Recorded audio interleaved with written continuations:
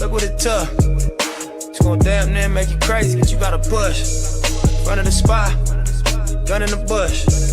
Top of the world now, looking down. This how I feel, this how I look. 1 in a million, one for the bucks. What it do? It's your boy Wavy. Stay Wavy TV, back at y'all with another one. Let's get it, man. So Errol the True Spence Jr., his boxing career may indeed be over officially. He was supposed to get back in the ring against Sebastian Fundora later on this year. But Sebastian Fundora's manager has reported that fight is now officially off because Errol Spence is not in proper physical condition to fight in the boxing ring. And he doesn't even have a trainer. He fired Derrick James as his trainer because Derrick James feels like he was owed millions of dollars after Errol Spence Jr.'s fight against Terrence Crawford last year in July. And they both have lawsuits against each other. Errol Spence is suing Derrick James, and Derrick James is suing Errol Spence. And Errol Spence also had cataract surgery on his eye a couple months ago, I think 3 or 4 months ago. He should be fully healed by now, though.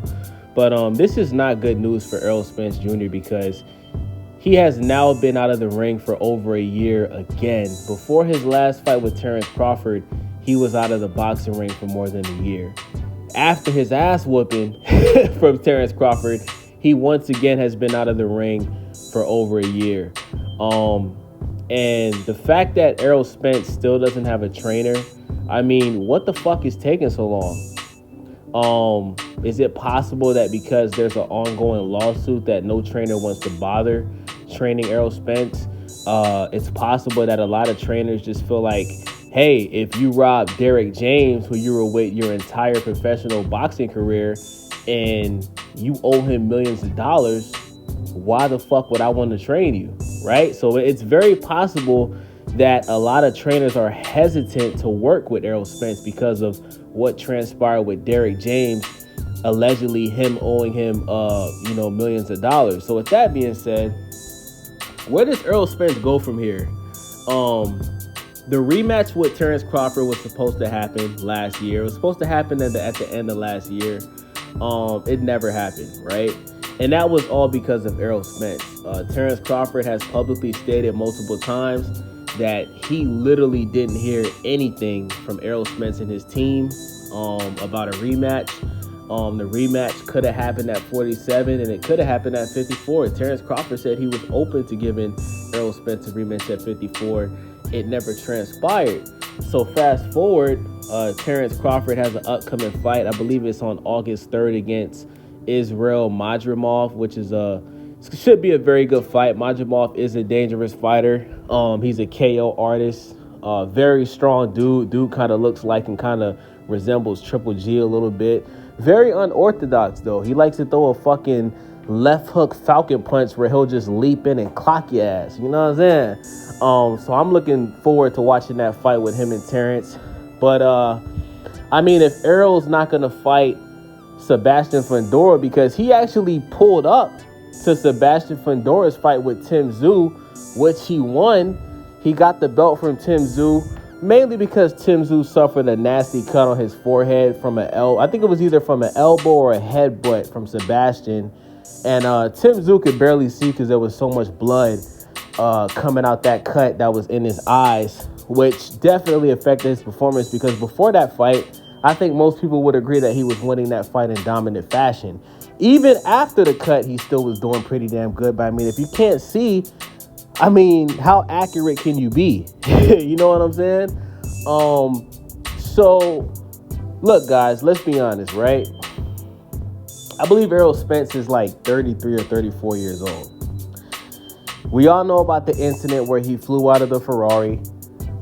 He actually got into 2 more accidents after that. And he's now had surgery on both of his eyes. And something was off with Errol Spence in that fight against Terrence Crawford. A lot of people believe it was Errol Spence having a tough time making the weight, which I agree with, right? But Errol Spence, he can't afford to be out of the ring this long after taking that ass whooping for Terrence Crawford. He can't afford it because I truly do believe inactivity played a huge role in Errol Spence getting beat like that. His promoter and his manager, Al Heyman, wanted him to fight Keith Thurman before he fought Terrence Crawford. Errol Spence didn't want to do it because when Keith Thurman was the unified champion at 147, he did not give Errol Spence a chance to fight him, right? Keith Thurman didn't want to fight Errol Spence until Keith Thurman lost the belt from inactivity. And after Errol Spence got all the belts, except for that one belt that Terrence Crawford had, that's when Keith Thurman wanted to fight Errol Spence. So Errol Spence is like, nigga, fuck Keith Thurman, right? But Keith Thurman and Errol Spence actually have a lot in common right now. They both have had inactivity. They both have suffered injuries, right? And we do not know if either of those two fighters are the same. We don't know if those guys are top competitors, because Keith Thurman has also moved up to 154. He was supposed to fight Tim Tszyu, and he had to pull out of the fight due to another injury. So the only way I can see Errol Spence not retiring is if he fights Keith Thurman next or Danny Swift Garcia. Danny Garcia is another fighter who's been out of the ring. He's been out of the ring for damn near 2 years. 2 years ago, he fought David Benavidez's little brother, Jose Benavidez, right? So Danny Garcia or Keith Thurman, I feel like, would be the best next fight for Errol Spence Jr. But if Errol Spence does not fight in the next 2 to 3 months, Errol Spence needs to just go ahead and retire. Because at this point, I mean, if he doesn't fight for the rest of the year and he goes into 2020, even if he waits until December, if he waits till December to get back in that ring, that's too long, too much inactivity. It's just too much inactivity. Why is it taking Errol Spence so long to get a fucking trainer? What the fuck is going on? Errol Spence, you telling me you can't get Ken Porter, Sean Porter's father, to train you? He was a hell of a trainer. You telling me you can't get, what's Mikey Garcia's daddy name? You telling me you can't get that nigga to train you? You understand what I'm saying? Like, I don't understand what's going on. This is ridiculous. So let me know what you guys think about this video.